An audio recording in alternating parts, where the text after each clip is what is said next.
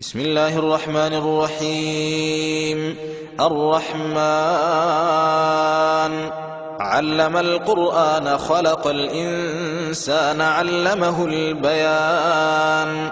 الشمس والقمر بحسبان والنجم والشجر يسجدان. والسماء رفعها ووضع الميزان ألا تطغوا في الميزان وأقيموا الوزن بالقسط ولا تخسروا الميزان. والأرض وضعها للأنام فيها فاكهة والنخل ذات الأكمام والحب ذو العصف والريحان. فبأي آلاء ربكما تكذبان؟ خلق الإنسان من صلصال كالفخار وخلق الجان من مارج من نار. فبأي آلاء ربكما تكذبان؟ رب المشرقين ورب المغربين. فبأي آلاء ربكما تكذبان؟ مرج البحرين يلتقيان بينهما برزخ لا يبغيان. فبأي آلاء ربكما تكذبان؟ يخرج منهما اللؤلؤ والمرجان. فبأي آلاء ربكما تكذبان؟ وله الجوار المنشآت في البحر كالأعلام. فبأي آلاء ربكما تكذبان؟ كل من عليها فان ويبقى وجه ربك ذو الجلال والإكرام. فبأي آلاء ربكما تكذبان؟ يسأله من في السماوات والأرض كل يوم هو في شأن. فبأي آلاء ربكما تكذبان؟ سنفرغ لكم أيها الثقلان. فبأي آلاء ربكما تكذبان؟ يا معشر الجن والإنس إن استطعتم أن تنفذوا من أقطار السماوات والأرض فانفذوا لا تنفذون إلا بسلطان. فبأي آلاء ربكما تكذبان؟ يرسل عليكما شواظ من نار ونحاس فلا تنتصران. فبأي آلاء ربكما تكذبان؟ فإذا انشقت السماء فكانت وردة كالدهان. فبأي آلاء ربكما تكذبان؟ فيومئذ لا يسأل عن ذنبه إنس ولا جان.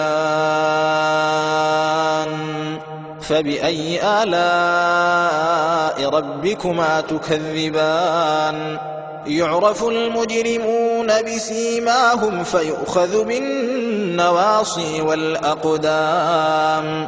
فبأي آلاء ربكما تكذبان؟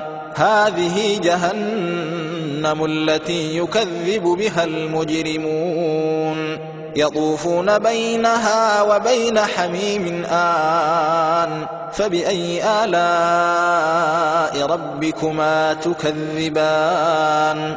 ولمن خاف مقام ربه جنتان. فبأي آلاء ربكما تكذبان؟ ذواتا أفنان. فبأي آلاء ربكما تكذبان؟ فيهما عينان تجريان.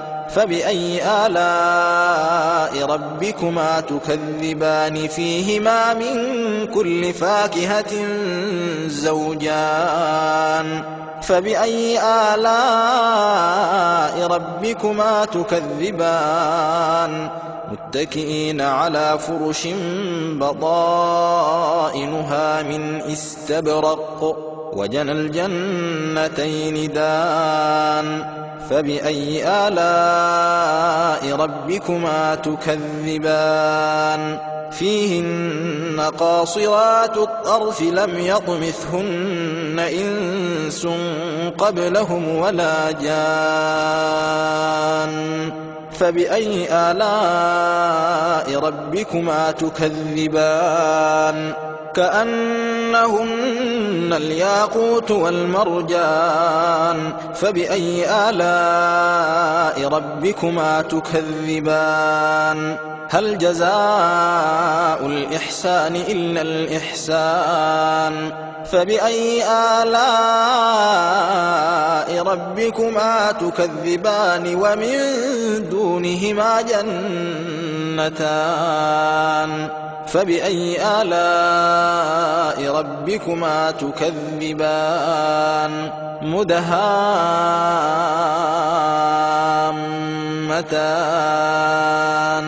فبأي آلاء ربكما تكذبان فيهما عينان نضاختان فبأي آلاء ربكما تكذبان فيهما فاكهة ونخل ورمان فبأي آلاء ربكما تكذبان فيهن خيرات حسان فبأي آلاء ربكما تكذبان حور مقصورات في الخيام فبأي آلاء ربكما تكذبان لم يطمثهن إنس قبلهم ولا جان فبأي آلاء ربكما تكذبان متكئين على رفرف خضر وعبقري حسان فبأي آلاء ربكما تكذبان تبارك اسم ربك ذي الجلال والإكرام